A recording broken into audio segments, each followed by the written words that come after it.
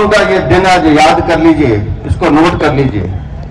इतिहास में ये काला दिन है आपातकाल का, लेकिन दिल्ली के लिए मैं आज बता रहा हूं। 25 जून तारीख, समय, जगह, कनॉट लिख लीजिएगा।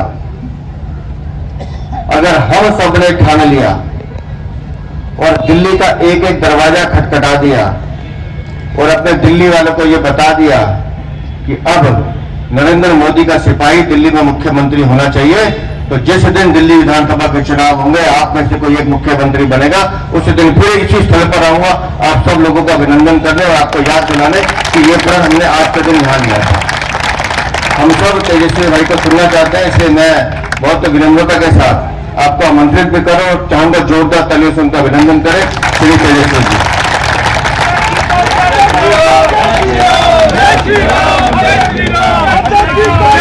भारत माता की, भारत माता की, भारत माता की। युवा मोर्चा, युवा मोर्चा। भारतीय जनता पार्टी के प्रदेश के ऊर्जावान और यशस्वी अध्यक्ष, जिनके नेतृत्व में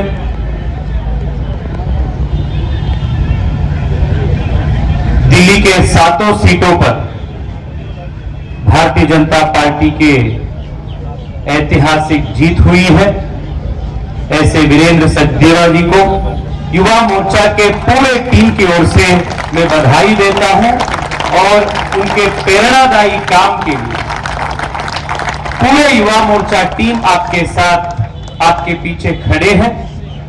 और दिल्ली में लगभग 10 साल से जो परिवर्तन का अपेक्षा में लोग बैठे हैं, ये परिवर्तन आपके नेतृत्व में दिल्ली में जरूर आएंगे और उसके पीछे युवा मोर्चा का भी बहुत बड़ा योगदान होगा, ये आश्वासन भी मैं आपको देता हूं। भाई सागर त्यागी जी के नेतृत्व में युवा मोर्चा लगातार नई ऊंचाई को हासिल कर रहे हैं और मैं स्वयं देखा हूं चुनाव के दौरान युवा मोर्चा के प्रत्येक कार्यकर्ता सागर जी के नेतृत्व में कैसे कर्मठता से काम किए। दिल्ली के 7 सीटों के जो जीत हमने पाए हैं, उसमें दिल्ली युवा मोर्चा का भी बहुत बड़ा योगदान है। मैं सागर जी को, उनके पूरे टीम को युवा मोर्चा की ओर से मैं अभिनंदन करता हूं। सुमित सेठ जी, विशु बसोया जी, मंच पर उपस्थित तीनों महामंत्री और इस जनसभा में उपस्थित युवा साथियों, सागर जी और माननीय अध्यक्ष जी ने कई सारे बात हम सबके बीच रखे।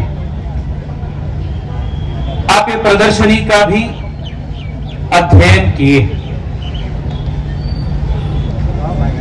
लंबी चौड़ी भाषण देने का समय भी नहीं।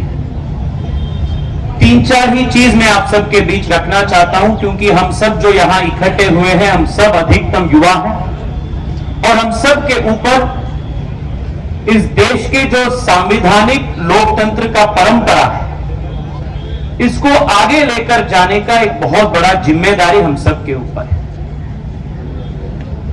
साथियों, इस पूरे चुनाव के दौरान आप न्यूज़पेपर्स में, टीवी पे, अखबारों में आप देखे हैं, राहुल गांधी और कांग्रेस पार्टी के और विपक्ष के सभी नेता लगातार ये भ्रम फैलाने का प्रयास किए कि अगर मोदी जी को 400 सीट आप देंगे और भारतीय जनता पार्टी की सरकार तीसरी बार सत्ता में आ जाएगी, तो देश में संविधान खतरे में है। ये लोग लोकतंत्र को बंद करेंगे, संविधान को खत्म करेंगे, आरक्षण को समाप्त करेंगे। इस प्रकार के झूठ को दिन में 1000 बार हर जनसभा में बोलकर पूरे जनता को गुमराह करने का प्रयास विपक्ष ने इस चुनाव के संदर्भ में किया।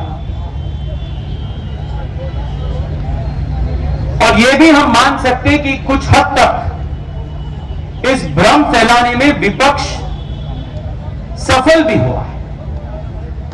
और ऐसे संदर्भ में इस इमरजेंसी के जो कार्यक्रम है ये जारी है। आप इस प्रदर्शनी में देखा होगा, इंदिरा गांधी जी ने और कांग्रेस की सरकार ने अपने सत्ता को बचाने की एक ही कारण के वजह से देश के ऊपर कैसे इमरजेंसी लागू की है।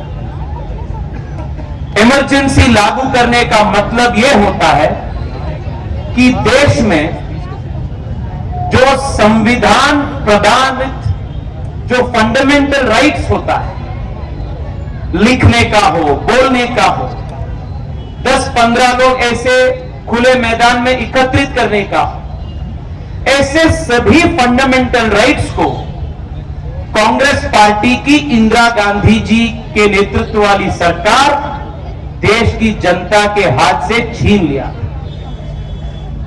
देश में संविधान सस्पेंडेड थे और 1 लाख से ज्यादा पॉलिटिकल वर्कर्स को इंदिरा गांधी जी ने, कांग्रेस पार्टी की सरकार ने देश के अलग अलग जेल्स के अंदर भेजा गया। 1 लाख से अधिक लोगों।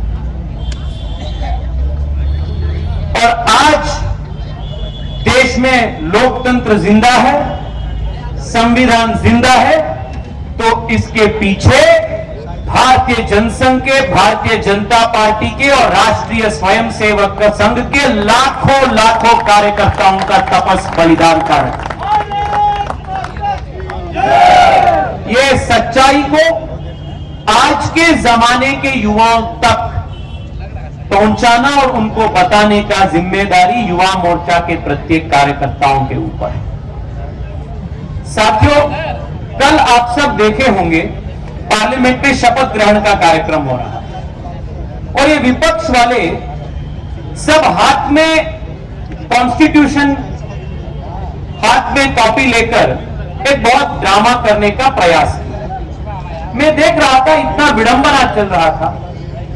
लालू प्रसाद यादव जी की बेटी, जिनका नाम है मीसा भारती, वो भी